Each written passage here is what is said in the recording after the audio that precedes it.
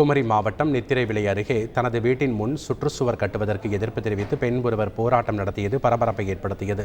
இரவிபுத்தன்துறை கிராமத்தில் ஊர் மக்கள் சேர்ந்து சுற்றுச்சுவர் கட்ட முயற்சி எடுத்த நிலையில் அதனால் தனது வீடு மறைக்கப்படுவதாக கூறி பெண் ஒருவர் கட்டுமான பணிகளுக்கு இடையூறாக போராட்டம் நடத்தினார்.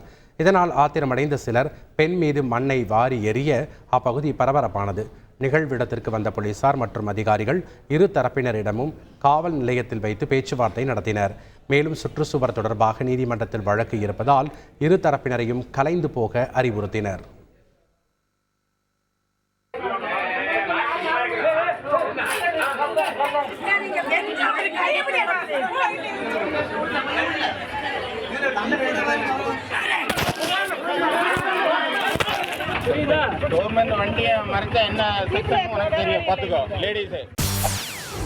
செய்திகளை உடனுக்குடன் தெரிந்து கொள்ள உடனே சப்ஸ்கிரைப் பண்ணுங்க.